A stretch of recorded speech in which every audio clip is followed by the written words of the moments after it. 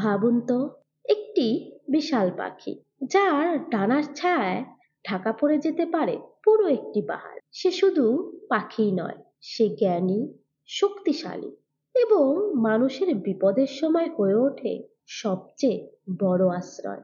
কিন্তু এই আশ্চর্য পাখি কি সত্যিই কোনো এক সময় পৃথিবীতে ছিল, নাকি সে শুধুই পারস্যের হাজার বছরের পুরনো রূপকথার এক রহস্যময় চরিত্র? আজকের গল্প সেই কিংবদন্তি পাখি সিমুরকে নিয়ে। প্রাচীন পারস্য, আজকের ইরান ও তার আশেপাশের বিস্তীর্ণ অঞ্চলকে ঘিরে গড়ে উঠেছিল অসংখ্য লোককথা, কিংবদন্তি আর মহাকাব্য। সেসব গল্পে কখনো দেখা যায় ভয়ঙ্কর দৈত্য, কখনো রহস্যময় জিন, আবার কখনো এমন সব অতি প্রাকৃত পাখি যাদের ক্ষমতা সাধারণ মানুষের কল্পনারও বাইরে। আর তাদের মধ্যে অন্যতম সবচেয়ে বিখ্যাত চরিত্র হলো সিমুর্গ। সিমুর্গকে বলা হয় এক বিশাল ও জ্ঞানী জাদুর পাখি। কথিত আছে সে এতটাই বিশাল যে তার ডানার বিস্তার যেন আকাশকে ঢেকে দিতে পারে। কিন্তু তার সবচেয়ে বড় শক্তি ছিল শুধু শারীরিক ক্ষমতা নয়, তার ছিল অসীম জ্ঞান। আর এই কারণেই সিমুরকে পারস্য সাহিত্যে প্রজ্ঞা, সুরক্ষা ও পুনর্জন্মের প্রতীক হিসাবেও দেখা হয়।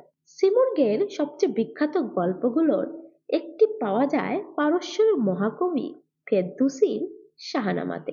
শাহনামা শুধু একটি মহাকাব্য নয়, এটি পারস্যের ইতিহাস, কিংবদন্তি, বীরত্ব আর কল্পনার এক বিশাল জগৎ।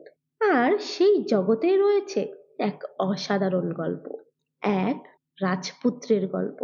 তার নাম জাল। জালের জন্মের পর সবাই অবাক হয়ে গেল, কারণ তার মাথার চুল ছিল সম্পূর্ণ সাদা। সেই সময় এই ধরনের চুলকে অশুভ লক্ষণ হিসাবে দেখা হতো। জালের বাবা শাম মনে করলেন তার সন্তান হয়তো কোনো অমঙ্গল বয়ে আনবে, আর সেই ভয় থেকেই তিনি নিজে শিশুপুত্রকে নিয়ে গেলেন দুর্গম আলবোর্স পর্বতে। তারপর সেখানেই রেখে এলেন তাকে, একটি অসহায় শিশু। চারদিকে বিশাল পাহাড়, নেই কোনো মানুষ, নেই কোনো আশ্রয়, নেই খাবার। শিশুটি হয়তো তখন কাঁদছিল, কিন্তু তার কান্না শোনার মতো সেখানে কেউ ছিল না।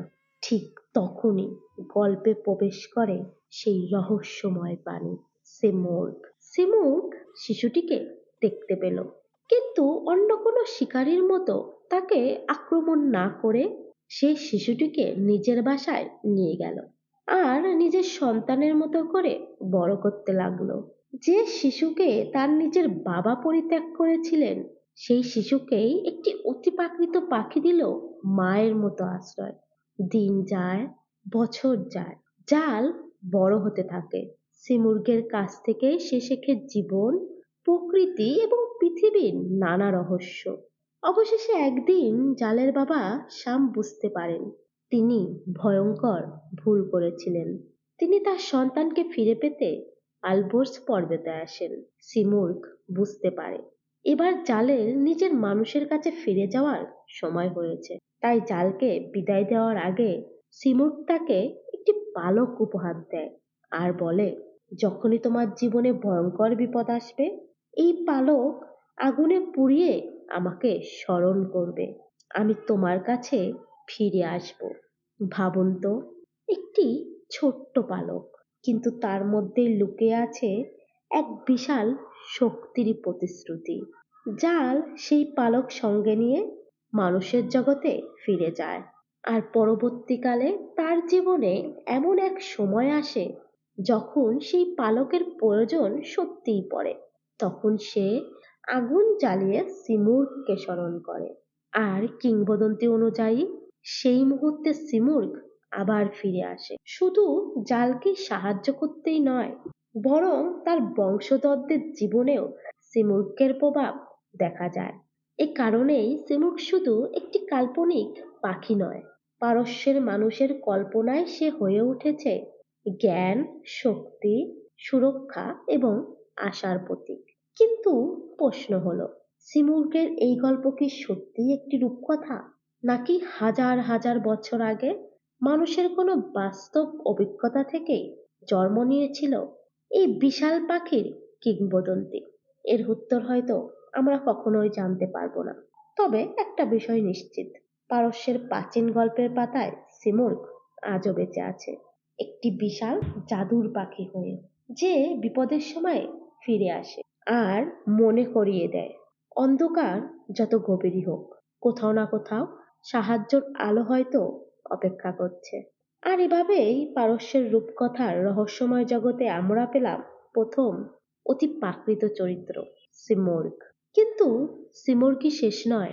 পারস্যের রূপকথায় রয়েছে আরো ভয়ঙ্কর দৈত্য, রহস্যময় জিন এবং এমন সব অতি প্রাকৃত প্রাণী যাদের গল্প শুনলে আজও গা শিউরে উঠতে পারে। এমন আরো রহস্যময় ইতিহাস ও পৃথিবীর অজানা গল্প জানতে আমাদের চ্যানেলটি সাবস্ক্রাইব করে পাশে থাকুন।